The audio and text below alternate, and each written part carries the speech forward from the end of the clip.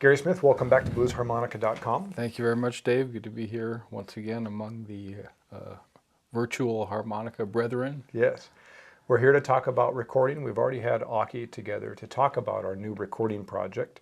I want to bring Gary up to speed about what the scope is of this entire series is. We start with simple recording on an iPhone or, like a mini disc. Yeah. The mini cassettes I used to call them. I used to carry one in my bag all the time. I think I still got one. Whenever you had a musical idea, when you would record it, did you record it on a tape player or something? Yeah, it was really cool because it was too slow and it made my voice sound real deep. So I would sing songs into it and play them back, and it sounded like a blues guy. Oh, that's great. And the harp sounded real deep, real tough. Yeah, I like that. Yeah, that was old technology. That was one of those little micro mini cassettes. It was only about that big. Yeah. History. Yeah. The next part of the series then goes into using the computer, like a Mac using GarageBand or a PC using Audacity, for example. Basic free recording software to import a backing track like a jam track that we use when we prepare for songs. Right. And this is what they can use to supply their study songs here at bluesharmonica.com.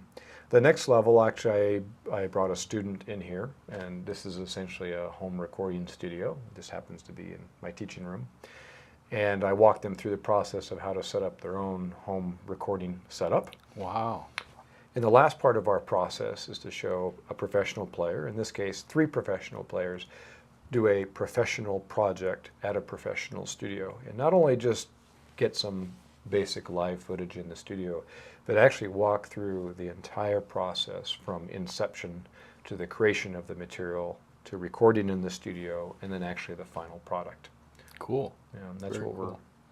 I think I should take some of those courses along with you. Back in the olden days, we were out in the garage with the Tascam 4-track cassette, bouncing tracks so that we could get like nine tracks all together.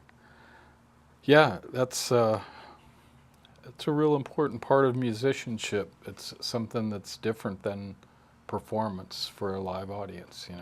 When you're recording, you're doing something that's a permanent record of where you are at that time and you're playing, and you got to live with it for the rest of your life.